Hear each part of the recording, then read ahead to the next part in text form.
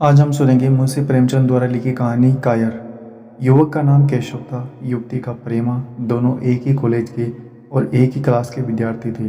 केशव नए विचारों का युवक था, जात पात के बंधनों का विरोधी। प्रेमा पुराने संस्कारों की कायल थी, पुरानी मर्यादाओं और प्रथाओं में पूरा विश्वास रखने वाली। लेकिन फिर भी दोनों में गाढ़ा प्रेम हो गया था और यह बात सारे कॉलेज में मशहूर थी। केशव ब्राह्मण होकर भी वैश्य कन्या प्रेमा से विवाह करके अपना जीवन सार्थक करना चाहता था। उसे अपने माता पिता की परवाह न थी, कुल मर्यादा का विचार भी उसे स्वांग सा लगता था। उसके लिए सत्य कोई वस्तु थी तो प्रेम थी, किंतु प्रेमा के लिए माता पिता और कुल परिवार के आदेश के विरुद्ध एक कदम बढ़ाना भी असंभव था। संध्या का समय है। विक्टोरिया पार्क के एक निर्जन स्थान में दोनों आमने सामने हरियाली पर बैठे हुए हैं। शेयर करने वाले एक एक करके विदा हो गए, किंतु ये दोनों अभी वही बैठे हुए हैं। उनमें एक ऐसा प्रसंग छिड़ा हुआ है जो किसी तरह समाप्त नहीं होता। केशव ने झुंझलाकर कहा, इसका यह अर्थ है कि तुम्हें मेरी परवाह नहीं है? प्रेमा ने उसको शांत करने की चेष्टा करके कहा, तुम मेरे साथ अन्याय कर रहे हो केशव, लेकिन मैं इस विषय को माता पिता के सामने कैसे छेड़ूं, यह मेरी समझ में नहीं आता। वे लोग पुरानी रूढ़ियों के वक्त है। मेरी तरफ से कोई ऐसी बात सुनकर मन में जो जो शंकाएं होंगी उनकी तुम कल्पना कर सकते हो। केशव ने उग्र भाव से पूछा, तो तुम भी उन्हीं पुरानी रूढ़ियों की गुलाम हो? प्रेमा ने अपनी बड़ी बड़ी आंखों में मृदु स्नेह भरकर कहा, नहीं, मैं उनकी गुलाम नहीं हूँ, लेकिन माता पिता की इच्छा मेरे लिए और सब चीज़ों से अधिक मान्य है। तुम्हारा व्यक्तित्व कुछ नहीं है, ऐसा ही समझ लो। मैं तो समझता था कि ये डकोसले मूर्खों के लिए ही है, लेकिन अब मालूम हुआ कि तुम जैसी विदुषिया भी उनकी पूजा करती है।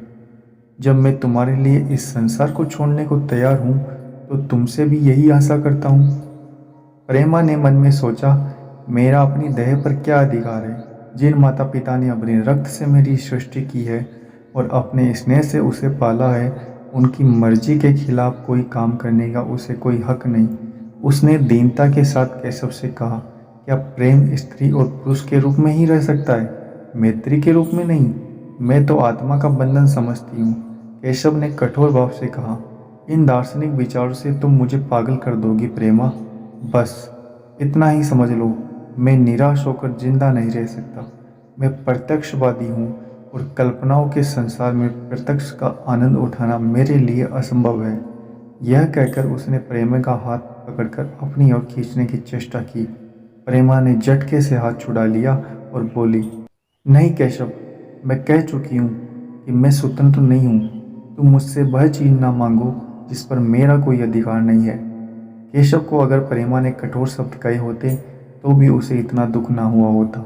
एक क्षण तक वह मन मारे बैठा रहा, फिर उठकर निराशा भरे स्वर में बोला, जैसी तुम्हारी इच्छा। आहिस्ता आहिस्ता कदम सा उठाता हुआ वहाँ से चला गया। प्रेमा अब भी वही बैठी आंसू बहाती रही। रात को भोजन करके प्रेमा जब अपनी माँ के साथ लेटी तो उसकी आंखों में नींद न थी। केशव ने उसे एक ऐसी बात कह दी थी जो चंचल पानी में पड़ने वाली छाया की तरह उसके दिल पर छाई हुई थी। प्रति क्षण उसका रूप बदलता था। वह उसे स्थिर न कर सकती थी। माता से इस विषय में कुछ कहे तो कैसे? लज्जा मुंह बंद कर देती थी। उसने सोचा, अगर केशव के साथ मेरा विवाह न हुआ तो उस समय मेरा क्या कर्तव्य होगा? अगर केशव ने कुछ उद्दंडता कर डाली तो मेरे लिए संसार में फिर क्या रह जाएगा? लेकिन मेरा बस ही क्या है? इन बाती बाती के विचारों में एक बात जो उसके मन में निश्चित हुई वह यह थी कि केशव के सिवा वह और किसी से विवाह न करेगी। उसकी माता ने पूछा, क्या तुझे अब नींद नहीं? मैंने तुमसे कितनी बार कहा है कि थोड़ा बहुत घर का कामकाज किया कर, लेकिन तुझे किताबों से ही फुर्सत नहीं मिलती। 4 दिन में तू पराए घर जाएगी, कौन जाने कैसा घर मिले। अगर कुछ काम करने की आदत ना रही तो कैसे निवाह होगा?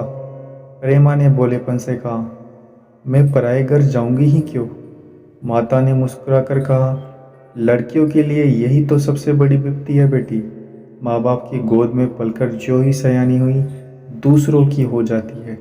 अगर अच्छे प्राणी मिले तो जीवन आराम से कट गया, नहीं रो रो कर दिन काटना पड़ा। सब कुछ भाग्य के अधीन है। अपनी बिरादरी में तो मुझे कोई गर्व नहीं पाता। कई लड़कियों का आदर नहीं, लेकिन करना तो बिरादरी में ही पड़ेगा। ना जाना यह जात पात का बंधन कब टूटेगा। प्रेमा डरते डरते बोली, कई कई तो बिरादरी के बाहर भी विवाह होने लगे हैं। उसने कहने को कह दिया, लेकिन उसका हृदय काँप रहा था कि माताजी कुछ पाप ना जाए। माता ने विस्मय के साथ पूछा, क्या हिंदुओं में ऐसा हुआ है? फिर उसने आप ही आप उस प्रश्न का जवाब भी दिया, और दो चार जगह ऐसा भी हो गया तो उससे क्या होता है। प्रेमा ने इसका कुछ जवाब न दिया। वह हुआ कि माता कहीं उसका आशय समझ ना जाए। उसका भविष्य एक अंधेरी खाई की तरह उसके सामने मुंह खोले खड़ा था, मानो उसे निगल जाएगा। उसे न जाने कब नींद आ गई। प्रातःकाल प्रेमा सोकर उठी तो उसके मन में एक विचित्र साहस का उदय हो गया था। सभी महत्वपूर्ण फैसले हम आकस्मिक रूप से कर लिया करते हैं, मानो कोई देवी शक्ति हमें उनकी ओर खींच ले जाती है। वही हालत प्रेमा की थी। कल तक वह माता पिता के निर्णय को मान्य समझती थी, पर संकट को सामने देखकर उसमें उस वायु की हिम्मत पैदा हो गई थी जिसके सामने कोई पर्वत आ गया हो। वही मंद वायु प्रबल वेग से पर्वत के मस्तक पर चढ़ जाती है, उसे कुचलती हुई दूसरी तरफ जा पहुंचती है। प्रेमा मन में सोच रही थी, मानो यह देह माता पिता की है, किंतु आत्मा तो मेरी है। मेरी आत्मा को जो कुछ भुगतना पड़ेगा वह इसी देह से तो भुगतना पड़ेगा। अब वह इस विषय में संकोच करना अनुचित ही नहीं, घातक समझ रही थी। अपने जीवन को क्यों एक झूठे सम्मान पर बलिदान करे। उसने सोचा, विवाह का आधार अगर प्रेम न हो तो वह देह का विक्रय है। आत्मसमर्पण क्यों बिना प्रेम के भी हो सकता है। इस कल्पना ही से कि न जाने किस अपरिचित युवक से उसका विवाह हो जाएगा, उसका हृदय विद्रोह कर उठा। वह अभी नाश्ता करके कुछ पढ़ने जा रही थी कि उसके पिता ने प्यार से पुकारा, मैं कल तुम्हारे प्रिंसिपल के पास गया था, वे तुम्हारी बड़ी तारीफ कर रहे थे। प्रेमा ने सरल भाव से कहा, आप तो यूँ ही कहा करते हैं। नहीं, सच्ची। यह कहते हुए उन्होंने अपनी मेज की दराज खोली और मखमली चौखटों में जड़ी हुई एक तस्वीर निकालकर उसे दिखाते हुए बोले, यह लड़का आईसीएस के इम्तिहान में प्रथम आया है। इसका नाम तो तुमने सुना होगा। बूढ़े पिता ने ऐसी भूमिका बांध दी थी कि माँ उनका आशय न समझ सकी, लेकिन प्रेमा भाप गई। उनका मन तीन की बाती लक्ष्य पर जा पहुंचा। उसने बिना तस्वीर की ओर देखे ही कहा, नहीं, मैंने तो उसका नाम नहीं सुना। पिता ने बनावटी आश्चर्य से कहा, क्या तुमने उसका नाम ही नहीं सुना? आज के दैनिक पत्र में उसका चित्र और जीवन वृत्तांत छपा है। प्रेमा ने रुखाई से जवाब दिया, होगा, मगर मैं तो उस परीक्षा का कोई महत्व ही नहीं समझती। मैं तो समझती हूँ कि जो लोग इस परीक्षा में बैठते हैं वे पल्ले सिर के स्वार्थी है। आखिर उनका उद्देश्य इसके सिवा और क्या हो सकता है कि अपने गरीब, निर्धन, दलित भाइयों पर शासन करे और खूब धन संचय करे। यह तो जीवन का कोई ऊंचा उद्देश्य नहीं है। इस आपत्ति में जलन थी, अन्याय था, निर्दयता थी। पिताजी ने समझा था प्रेमा यह बखान सुनकर लट्टू हो जाएगी। यह जवाब सुनकर तीखे स्वर में बोले, तू तो ऐसी बातें कर रही है जैसे तेरे लिए धन और अधिकार का कोई मूल्य ही नहीं। प्रेमा ने ढिठाई से कहा, हाँ, मैं तो इसका मूल्य नहीं समझती। मैं तो आदमी में त्याग देखती हूँ। मैं ऐसे युवकों को जानती हूँ जिन्हें यह पद जबरदस्ती भी दिया जाए तो स्वीकार न करेंगे। पिता ने उपहास के ढंग से कहा, यह तो आज मैंने नई बात सुनी। मैं तो देखता हूँ कि छोटी छोटी नौकरियों के लिए लोग मारे मारे फिरते हैं। मैं जरा उस लड़के की सूरत देखना चाहता हूँ जिसमें इतना त्याग है। मैं तो उसकी पूजा करूँगा। शायद किसी दूसरे अवसर पर यह शब्द सुनकर प्रेमा लज्जा से सिर झुका लेती, पर इस समय उसकी दशा उस सिपाही की सी थी जिसके पीछे गहरी खाई हो। आगे बढ़ने के सिवा उसके लिए कोई और मार्ग न था। अपने आवेश को संयम से दबाती हुई, आंखों में विद्रोह भरे वह अपने कमरे में गई और केशव के कई चित्रों में से वह एक चित्र चुनकर लाई जो उसकी निगाह में सबसे खराब था और पिता के सामने रख दिया। बूढ़े पिताजी ने चित्र को उपेक्षा के भाव से देखना चाहा, लेकिन पहली ही दृष्टि में ही उसने उन्हें आकर्षित कर लिया। ऊंचा कद था, दुर्बल होने पर भी उसका गठन स्वास्थ्य और संयम का परिचय दे रहा था। मुख पर प्रतिभा का तेज न था, पर विचारशीलता का कुछ ऐसा प्रतिबिंब था जो उसके मन में विश्वास पैदा करता था। उन्होंने उस चित्र की ओर देखते हुए पूछा, यह किसका चित्र है? प्रेमा ने संकोच से सिर झुकाकर कहा, यह मेरे ही क्लास में पढ़ते हैं, अपनी ही बिरादरी का है। प्रेमा की मुख मुद्रा दुमिल हो गई। इसी प्रश्न के उत्तर पर उसकी किस्मत का फैसला हो जाएगा। उसके मन में पछतावा हुआ कि व्यर्थ में इस चित्र को यहाँ लाई। उसमें एक क्षण के लिए जो दृढ़ता आई थी वह इस पेने पर्सन के सामने कातर हो उठी। दबी हुई आवाज में बोली, जी नहीं, वह ब्राह्मण है। और यह कहने के साथ ही शुद्ध होकर कमरे से निकल गई, मानो यहाँ की वायु में उसका गला घुटा जा रहा हो, और दीवार की आड़ में होकर रोने लगी। लाला जी को तो पहले ऐसा क्रोध आया कि प्रेमा को बुलाकर साफ साफ कह दे यह असंभव है। वे उसी गुस्से में दरवाजे तक आए, लेकिन प्रेमा को रोते देखकर नम्र हो गए। इस युवक के प्रति प्रेमा के मन में क्या भाव थे यह उनसे छिपा ना रहा। वे स्त्री शिक्षा के पूरे समर्थक थे, लेकिन इसके साथ ही कुल मर्यादा की रक्षा भी करना चाहते थे। अपनी ही जाति के सुयोग्य वर्ग के लिए अपना सर्वस्व अर्पण कर सकते थे, लेकिन उस क्षेत्र के बाहर कुलीन से कुलीन और योग्य से योग्य वर्ग की कल्पना भी उनके लिए असह्य थी। इससे बड़ा अपमान वे सोच ही ना सकते थे। उन्होंने कठोर स्वर में कहा, आज से कॉलेज जाना बंद कर दो। अगर शिक्षा कुल मर्यादा को डुबोना ही सिखाती है तो कुशिक्षा है। प्रेमा ने कातर कंठ से कहा, परीक्षा तो समीप आ गई है। लाला जी ने दृढ़ता से कहा, आने दो, और फिर अपने कमरे में जाकर विचारों में डूब गई। 6 महीने गुजर गए। लाला जी ने घर में आकर पत्नी को एकांत में बुलाया और बोले, जहाँ तक मुझे मालूम है केशव बहुत ही सुशील और प्रतिभाशाली युवक है। मैं तो समझता हूँ कि प्रेमा इस शौक में गुल गुल कर प्राण दे देगी। तुमने भी समझाया, मैंने भी समझाया, दूसरों ने भी समझाया, पर उस पर कोई असर ही नहीं होता। ऐसी दशा में हमारे लिए और क्या उपाय है? उनकी पत्नी ने चिंतित भाव से कहा, कर तो दोगे, लेकिन रहोगे कहाँ? ना जाने कहाँ से यह कुलक्षणी मेरी कोख में आई। लाला जी ने भविष्य छोड़कर तिरस्कार के साथ कहा, यह तो 1000 दफ़ा सुन चुका, लेकिन कुल मर्यादा के नाम को कहाँ तक रोए? चिड़िया का पर खोलकर यह आशा करना कि वह तुम्हारे आंगन में ही फुदकती रहेगी भ्रम है। मैंने इस पर ठंडे दिल से विचार किया है और इस नतीजे पर पहुंचा हूँ कि हमें इस आपधर्म को स्वीकार कर लेना ही चाहिए। कुल मर्यादा के नाम पर मैं प्रेमा की हत्या नहीं कर सकता। दुनिया हंसती हो, हंसे, मगर वह जमाना बहुत जल्द आने वाला है जब ये सभी बंधन टूट जाएंगे। आज भी सैकड़ों विवाह जात पात के बंधनों को तोड़कर हो चुके हैं। अगर विवाह का उद्देश्य स्त्री और पुरुष का सुखमय जीवन है तो हम प्रेमा की उपेक्षा नहीं कर सकते हैं। वृद्धा ने क्षुब्ध होकर कहा, जब तुम्हारी यही इच्छा है तो मुझसे क्या पूछते हो? लेकिन मैं कह देती हूँ कि मैं इस विवाह के नज़दीक न जाऊँगी, ना कभी इस छोकरी का मुंह देखूँगी। समझ लूँगी जैसे और सब लड़के मर गए हैं वैसे यह भी मर गई। तो फिर आखिर तुम क्या करने को कहती हो? क्यों नहीं उस लड़के से विवाह कर देते? उसमें क्या बुराई है? वह 2 साल में सिविल सर्विस पास करके आ जाएगा। केशव के पास क्या रखा है? बहुत होगा, किसी दफ्तर में क्लर्क हो जाएगा। और अगर प्रेमा प्राण हत्या कर ले तो कर ले। तुम तो उसे और शह देते हो। जब उसे हमारी परवाह नहीं है तो हम उसके लिए अपने नाम को क्यों कलंकित करें? प्राण हत्या करना कोई खेल नहीं है, यह सब दम की है। मन घोड़ा है, जब तक उसे लगाम ना दो पूंछ पर हाथ भी ना रखने देगा। जब उसके मन का यह हाल है तो कौन कहे केशव के साथ ही जिंदगी भर निवाह करेगी। जिस तरह आज उससे प्रेम है उसी तरह कल दूसरे से हो सकता है। तो क्या पत्ते पर अपना मांस बिखवाना चाहते हो? लाला जी ने स्त्री को प्रश्नसूचक दृष्टि से देखते हुए कहा, अगर वह कल खुद जाकर केशव से विवाह कर ले तो तुम क्या कर लोगी? फिर तुम्हारी कितनी इज्जत रह जाएगी? वह चाहे संकोच बस या हम लोगों के लिहाज से ही यूं ही बैठी रही, पर यदि जिद पर कमर बांध ले हम तुम कुछ नहीं कर सकते। इस समस्या का ऐसा भीषण अंत भी हो सकता है यह इस वृद्धा के ध्यान में भी ना आया था। यह प्रश्न बम के गोले की तरह उसके मस्तक पर गिरा। एक क्षण तक वह अवाक बैठी रह गई, मानो इस आघात ने उसकी बुद्धि की धज्जियां उड़ा दी हो। फिर पराभूत होकर बोली, तुम्हें अनोखी ही कल्पनाएं सूझती है।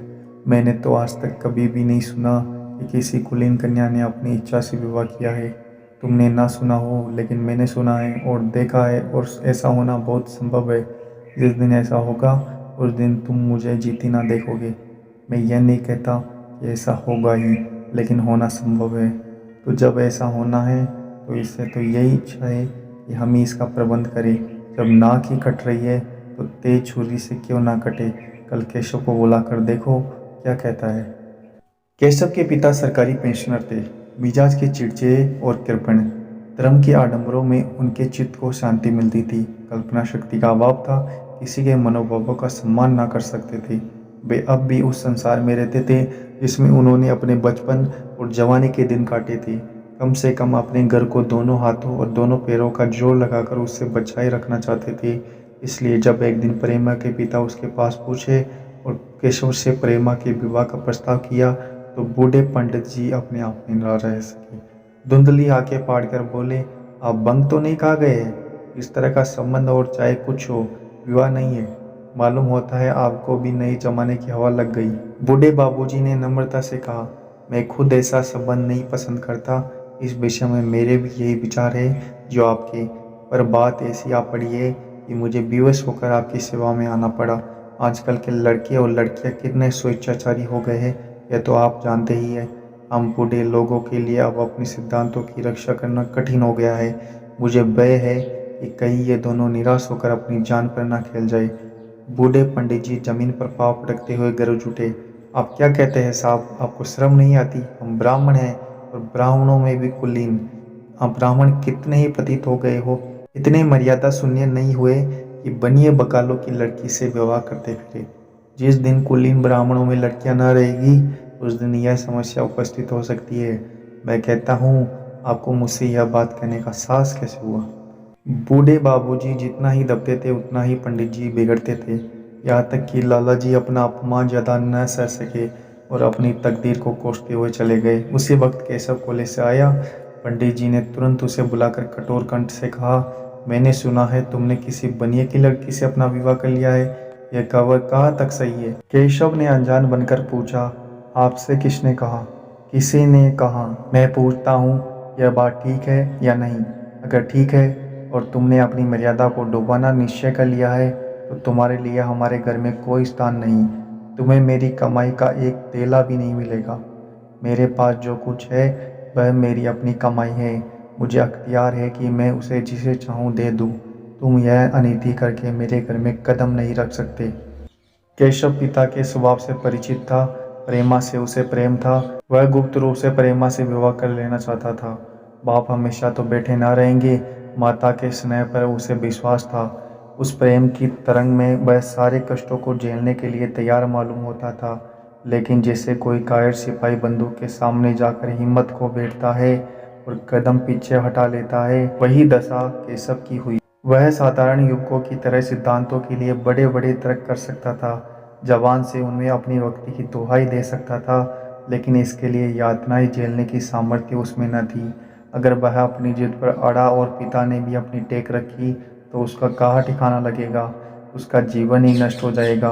उसने दबी जवान से कहा, जिसने आपसे यह कहा है बिल्कुल झूठ कहा है। पंडित जी ने तीव्र नेत्रों से देखकर कहा, तो यह खबर बिल्कुल गलत है? जी हाँ, बिल्कुल गलत। तो तुम आज ही इसी वक्त उस बनिए को खत लिख दो और याद रखो कि अगर इस तरह की चर्चा फिर कभी उठी तो तुम्हारा सबसे बड़ा शत्रु होऊंगा। बच जाओ। केशव और कुछ न कह सका। वह वहाँ से चला गया तो ऐसा मालूम होता था कि पैरों में दम नहीं है।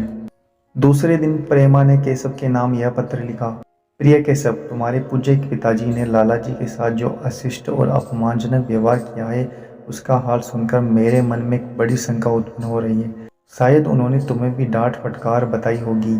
ऐसी दशा में तुम्हारा निश्चय सुनने के लिए विकल हो रही हूँ।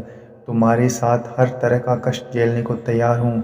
मुझे तुम्हारे पिताजी की संपत्ति का मोह नहीं है। मैं तो केवल तुम्हारा प्रेम चाहती हूँ और उसी में प्रसन्न हूँ। आज शाम को यही आकर भोजन करो। दादा और माँ दोनों तुमसे मिलने के लिए बहुत इच्छुक है। मैं वह स्वप्न देखने में मग्न हूँ जब तो हम दोनों उस सूत्र में बन जाएंगे जो टूटना नहीं जानता, जो बड़ी से बड़ी आपत्ति में भी अटूट रहता है। तुम्हारी प्रेमा। संध्या हो गई और इस पत्र का कोई जवाब न आया। उसकी माता बार बार पूछती थी, केशव आए नहीं? बूढ़े लाला भी द्वार की ओर आंख लगाए बैठे रहे। यहाँ तक कि रात के 9 बज गए पर ना तो केशव ही आए ना उनका पत्र। प्रेमा के मन में बाती बाती के संकल्प विकल्प उठ रहे थे। कदाचित उन्हें पत्र लिखने का अवकाश न मिला होगा और या आज आने की फुर्सत न मिली होगी। कल अवश्य आ जाएंगे।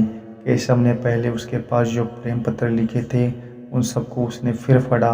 उनके एक एक शब्द से कितना अनुराग टपक रहा था, उसमें कितना कंपन था। कितनी विकलता, कितनी तीव्र आकांक्षा। फिर उसे केशव के वे वाक्य याद आए जो उसने सैकड़ों ही बार कहे थे। कितनी बार वह उसके सामने रोया था। इतने प्रमाणों के होते हुए निराशा के लिए कहाँ स्थान था। मगर फिर भी सारी रात उसका मन जैसे सूली पर टंगा रहा।